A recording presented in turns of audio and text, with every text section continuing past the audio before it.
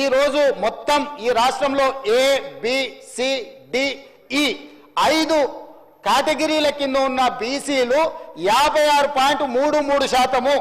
గత ప్రభుత్వం ఇచ్చిన రిపోర్టు 51% అధ్యక్షుడి రిపోర్ట్ ఉంది. 51% గత ప్రభుత్వం ఇస్తే వాళ్ళందరికీ ఏబిసిడి కేటగిరీ మొత్తం కలిపి ఈ రోజు నా ప్రభుత్వం చేసిన పక్కా లెక్కల ప్రకారం 56.33% వచ్చింది. రాజకీయ ప్రయోజనాల కోసము అవగాహన రాహిత్యంతో అర్థం పర్థం లేని మాటలు రోడ్డు మీద ఎవరో మాట్లాడితే అవి తీసుకొచ్చి 9.5 సంవత్సరాలు నేను మంత్రిగా పనిచేసినా అని గప్పాలు కొట్టే వ్యక్తి వాటిని తీసుకొచ్చి ఇక్కడ మాట్లాడుతుండు. ఆ రోజు నేను మాట్లాడింది మీరు ఎంగేజ్ చేసిన వాళ్ళు ఎవరో మీ దగ్గర డేటా ఉందా? మీరు ప్రైవేట్ కాలేజీలలో అటెండర్ల నుంచి చిన్న చిన్న వాళ్ళని ఎవరినో ఊరు పేరు లేని వాళ్ళతో మీరు చేయించారు. 12 గంటలలో చేయాలని గొప్పల కోసం గప్పాల కోసం చేసిరు. మీరు లిమ్కా బుక్ రికార్డుల కోసం చేసిరు. లిమ్కా బుక్ రికార్డుకు పంపించి వీళ్ళు గొప్పలు పొడిచిండ్రని లిమ్కా రికార్డుకు వీళ్ళు డేటా ఇస్తారు కానీ క్యాబినెట్కి ఇవ్వరు, తెలంగాణ అసెంబ్లీకి ఇవ్వరు అధ్యక్ష. వీళ్ళు ఇచ్చిన డేటా అధ్యక్ష ఇది లిమ్కా బుక్ రికార్డుల కోసం లిమ్కాకు పంపించుకున్నారు వీళ్ళు పొడిచిండ్రని. 10 సంవత్సరాలు ఎందుకు దాచిపెట్టిండ్రు అధ్యక్ష? ఎందుకు ఈ సభలో పెట్టలేదు? ఎందుకు క్యాబినెట్లో పెట్టలేదు? అంటే మంత్రుల మీద నమ్మకం లేదు, ప్రజాప్రతినిధుల మీద నమ్మకం లేదు, ప్రజల మీద నమ్మకం లేదు. మీరు మీ దగ్గర దాచిపెట్టుకొని మీ కుటుంబమే సమాచారాన్ని అడ్డం పెట్టుకొని అన్ని రకాల అరాచకాలు చేసి ఈరోజు ప్రభుత్వం చిత్తశుద్ధితోని ఒక మంచి పాలసీని తీసుకొచ్చినప్పుడు ఆ విషయం మాట్లాడుకుంటే 10 సంవత్సరాలు మీరు చేసిరు. లిమ్కా బుక్ రికార్డ్స్కి అవసరం ఉందా అధ్యక్ష? ఇది లిమ్కా రికార్డ్స్ ఈరోజు బీసీలకు న్యాయం చేస్తుందా? అంటే ఎట్లా తయారైంది అధ్యక్ష? అంటే వీళ్ళు ఎంతసేపు ఉన్నా ఉద్దర గప్పాలకు అలవాటు పడ్డారు అధ్యక్ష. ఎక్కడికక్కడ పొగడ్తల కోసం పేపర్లలో టీవీలలో నేను సెల్ఫీ దిగుతా, సెల్ఫ్ డబ్బాలు కొట్టుకుంటా, ఇవన్నీ నన్ను నువ్వు పోగుడు, నిన్ను నేను పోగుతా, నా ఇప్పు నువ్వు గోకు, నీ ఇప్పు నేను గోకుతా.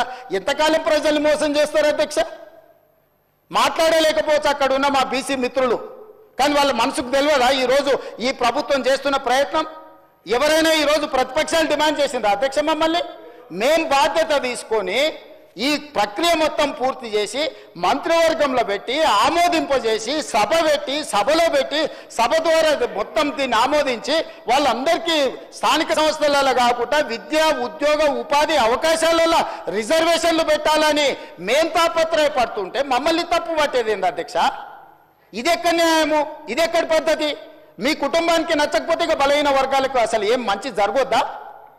ఈరోజు ఈ డాక్యుమెంట్ మీద నేను ఒకవేళ వాళ్ళు చర్చకు పెడదామంటే రేపు ఎప్పుడు చర్చకు పెడదామో చెప్పమని ఉంది అధ్యక్ష. దీనికి ఉన్న సాంకేతికత ఏంది, దీన్ని చేసింది ఏంది, దీన్ని ఎక్కడ కంప్యూటరైజ్ చేసిండ్రు, ఎక్కడి నుంచి తీసుకొచ్చిండ్రు, ఇదంతా ఇప్పటి వరకు ఈ డాక్యుమెంట్ అనేది ఏదో ఒక వెబ్సైట్లో ఎవరో పెడుతున్నారు. ఇది అధికారికంగా నేను ఎందుకు కోట్ చేయలేదంటే వాళ్ళు రేపు ఇది చేస్తే నువ్వు ఎక్కడి నుంచి తెచ్చినావు అని అడుగుతారు. సోర్స్ ఆఫ్ డాక్యుమెంట్ నేను చెప్పలేను. ఇప్పుడు 9.5 సంవత్సరాలు మంత్రిగా పనిచేసిన ద గ్రేట్ ఆయన ఎవరో మంత్రి గారు చెప్పినందుకు ఇప్పుడు ఇది అఫీషియల్గా నేను మాట్లాడుతున్నా అధ్యక్ష. ఇది ఎక్కడ పబ్లిక్ డొమైన్లో అధికారిక వెబ్సైట్లలో లేదు. కేవలం ఆ కుటుంబం వాళ్ళ త్రిజోరీలో పెట్టుకొని ఎన్నికలు వచ్చినప్పుడు ఈ వివరాలను వాడుకొని వాళ్ళు రాజకీయం చేసిరు. మేము అట్లా చేయడం లేదు. అక్బరుద్దీన్ ఓవైసీ గారు ఏదైతే ఈ నివేదికను అడిగినరో నివేదిక 4 వాల్యూమ్ల రూపంలో ఉంది. 3 వాల్యూమ్స్ ప్రక్రియ విధానము చేపట్టింది, డీటెయిల్స్ ఉన్నాయి. 4వ వాల్యూమ్లో మాత్రం ఇండివిజువల్ వివరాలు ఉన్నాయి అధ్యక్ష. ఇండివిజువల్ వివరాలు ప్రజలకు ఇవ్వడానికి వీలు లేదు. ప్రభుత్వానికి ఆ వ్యక్తికి మధ్యలో ఉన్న సమాచారము ప్రభుత్వం కాబట్టి ప్రభుత్వం మీద నమ్మకంతో ఇచ్చారు. ప్రభుత్వం కస్టోడియన్. ప్రభుత్వం cannot disclose every document, every detail to every individual. So దయచేసి అక్బరుద్దీన్ ఓవైసీ గారిని అర్థం చేసుకోమని నేను అడుగుతున్నా. ఇండివిజువల్ డేటా కాకుండా మీకు ఏం కావాలన్నా మొత్తం ఇస్తాం, కంపెల్ చేసి టోటల్గా రిపోర్ట్ ఇస్తాం. మీకు ఇంకేమైనా అనుమానాలు ఉంటే కూడా నివృత్తి చేస్తాం. దయచేసి బీసీల జనాభా పెరిగింది మా సర్వేలో, మైనారిటీల జనాభా పెరిగింది మా సర్వేలో. మేము పక్కా సమాచారాన్ని సేకరించినాము. 2011 తర్వాత జనాభా లెక్కలు జరగలేదు. జనాభా లెక్కలు కూడా కేంద్ర ప్రభుత్వం ఇచ్చిన ఒక అంచనా ప్రకారం ప్రతి సంవత్సరం 1.20 మాత్రమే పాపులేషన్ పెరుగుతూ వచ్చింది. పాపులేషన్ అనేది స్టెబిలైజ్ అయిపోయింది. చచ్చిపోయేటోళ్లకు పుట్టేటోళ్లకు ఉన్న గ్యాప్ లిమిటెడ్ ఉంది. Only 1.2% only the population is increasing year by year. That is why 2011 the population is 3.50 crore plus. Today the population is 3,70 lakhs plus. That's all. This is what actual report. Why should I reduce the population? What is the point? నాకు పోయేదేముంది? ఈ రోజు 56% బీసీలు అని చెప్పిన 3 లక్షల కుటుంబాలు రాలేదని చెప్పిన 3 లక్షల కుటుంబాలు ఈజ్ ఈక్వల్ టు 16 లక్షల జనాలు. సో ఈ ప్రభుత్వానికి దాపరికం లేదు. ఒకవేళ నిజంగానే అబద్ధాలు చెప్పాలనుకుంటే వాళ్ళ సమాచారం ఈయనల గురించి నేను ఎందుకు చెప్తుంటే అధ్యక్ష? మీరు ఈ రోజు మాట్లాడుతున్నది మొత్తం నేను ప్లే చేసిన డాక్యుమెంట్తోనే మాట్లాడుతున్నారు. దయచేసి ప్రాసెస్ను మీరు తప్పు పట్టకండి, ప్రభుత్వ చిత్తశుద్ధిని తప్పు పట్టకండి. ప్రభుత్వం ప్రాసెస్ని పర్ఫెక్ట్గా చేసింది, ప్రభుత్వానికి చిత్తశుద్ధి ఉంది. దీన్ని ముందుకు వెళ్ళేటప్పుడు ఆ బలహీన వర్గాలకు ఎట్లు ఉపయోగిద్దాము, ఇంకా పకడ్బందీగా ఎట్లా అమలు చేద్దాము, రేపు జరగబోయే జనాభా లెక్కలలో దేశం మొత్తము బలహీన వర్గాల లెక్కలు ఎట్లా తీద్దాము, దానికి మీరు సూచన చేయండి, సలహాలు ఇవ్వండి, సహాయం చేయండి. మీరు అందరూ అండగా నిలబడితే తెలంగాణ ముఖ్యమంత్రిగా కేంద్ర ప్రభుత్వంతో నేను కొట్లాడతా. వెళ్ళి రాహుల్ గాంధీ గారికి చెప్తా, పార్లమెంట్లో నిలదీయండి, తెలంగాణ చేసింది దేశమంతా ఇట్లా చేయమని చెప్పుండ్రని. అంతే తప్ప మిత్రుడు పాలశంకర్ గారికి నేను సూచన చేస్తున్నా, అబద్ధాల సంఘం చెప్పే అపోహల బాటలు పడకు మిత్రమా. ఇక్కడ ముఖ్యమంత్రి ఉన్నాడు, ఎప్పుడు కావాలన్నా అప్పుడు కలుస్తా నేను. మీకు ఏం కావాలన్నా మీకు అనుమానాలు ఉంటే నివృత్తి చేస్తా.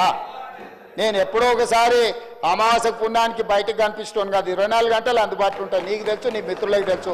నేను నచ్చినా నచ్చకపోయినా, ఒకవేళ నేను వ్యక్తిగా నచ్చవచ్చు నచ్చకపోవచ్చు, కానీ నేను మీ అందరికి అందుబాటులో ఉన్న ప్రజాప్రతినిధులకు 14 నెలలలో ఏ ఒక్కరోజైనా నేను సెలవు తీసుకున్నానా? ఏ ఒక్కరోజైనా ఎవరైనా వస్తే కలవలేదా? కాబట్టి ఈరోజు ఈ సమాచారానికి సంబంధించి కూడా మా మంత్రివర్గం, కమిటీ చైర్మన్, లేకపోతే మా డిప్యూటీ సీఎం గారు, మా లెజిస్లేటివ్ ఆఫీస్ మినిస్టర్ గారు, అదర్వైజ్ ఆఫీసర్స్, మీరు ఏం కావాలన్నా సభలోనే కాదు సభ తర్వాత కూడా మీరు రాండి. ఫైనల్గా నా సూచన ఏంటంటే, ఎవరైతే ఇందులోకి రాలేదో, ఈ సర్వేలో భాగస్వాములు కాలేదో, ఇప్పటికైనా జనజీవన స్రవంతిలోకి రాండి. చంద్రశేఖరరావు గారికి, తారక రామారావు గారికి, హరీష్ రావు గారికి నేను విజ్ఞప్తి చేస్తున్నా, దయచేసి మా శ్రీనివాస్ యాదవ్ గారి మనసును అర్థం చేసుకోండి. ఆయన మనసు, ఆ పక్కలున్న మా మిత్రుడు గంగుల కమలాకర్ కూడా బాధపడుతున్నాడు. అరే మా బీసీల కోసం ఒకసారి లెక్కలేసినప్పుడు మా సార్ లెక్కలకి వస్తలేడు, ఎల్లుండి పొద్దుగాల మేము ఏం మాట్లాడతామని. దయచేసి నేను మిమ్మల్ని కోరుకుంటున్నా మిత్రులారా, దీంట్లో వ్యక్తిగా లేకపోతే పార్టీగా లిమిటెడ్ మేమేదో లాభం ఆపేక్షించి చేస్తలేం. ఒక మంచి పనికి ముహూర్తం పెట్టినాము. ఈ మంచి పనికి అందరు సహకరించండి. మీ నాయకులకు కూడా చెప్పండి, డిఫర్ అయితే డిఫర్ కానివ్వండి, నేను డిఫర్ అయ్యేదాన్ని నేనేం ప్రశ్నిస్తలేను. కానీ ప్రభుత్వం చేపడుతున్న ప్రక్రియను వాళ్ళు పాల్గొనకపోతే మొత్తం ప్రక్రియ మీదనే అనుమానం వస్తుంది. దాంతో ప్రక్రియ మొత్తం నిష్ప్రయోజనమైంది. ఏ ఆలోచన, ఏ ఉద్దేశం బలహీన వర్గాలకు ఉందో, మా మిత్రుడు గంగుల కమలాకర్ గారికి, మా శ్రీనివాస్ యాదవ్ గారికి ఏదైతే ఉందో ఆ పర్పసే డిఫీట్ అవుతున్నది. పర్పస్ను డిఫీట్ చేయకండి. పొలిటికల్గా నాతో డిఫర్ అయితే డిఫర్ కాండి. I do agree, I have my own platform, you have your own platform.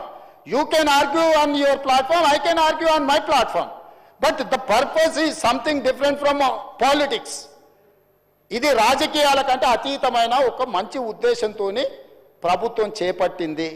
దయచేసి నేను నచ్చలేదనో, లేకపోతే అడిగిన వివరాలు ఇస్తే మీకేమన్నా వ్యక్తిగతంగా ఇబ్బంది వస్తుంది అనుకుంటే రేపు ప్రజలకు జవాబు చెప్పాల్సి వస్తుంది, నాకు కాదు. ఈరోజు తెలంగాణ సమాజంలో ఉన్న 56% బలహీన వర్గాలకు ఈ సమాచారాన్ని ఇవ్వని ప్రజాప్రతినిధులు సమాధానం చెప్పాలి. వాళ్ళ నియోజకవర్గంలో ఉన్న ఓటర్లకు ఆ బలహీన వర్గాలు ఓట్లు వేయకుండా మేము ఎమ్మెల్యేలు అయినామని చెప్పగలరా అధ్యక్ష? ఆ ధైర్యం ఉందా? ఇవాళ బలహీన వర్గాలు, దళితులు నాకు ఓటేస్తే నేను ఎమ్మెల్యే ఇక్కడ కూర్చున్నా అధ్యక్ష. ఇవాళ ఈ ముఖ్యమంత్రి అయినా అంటే ఆ బలహీన వర్గాల, ఆ దళిత గిరిజన వర్గాలు మనల్ని గెలిపిస్తూ వచ్చినాం. మీరు ఎమ్మెల్యేలు అయింది ఆ బీసీల ఓట్లు లేకుంటే ఎమ్మెల్యేలు అయిందా?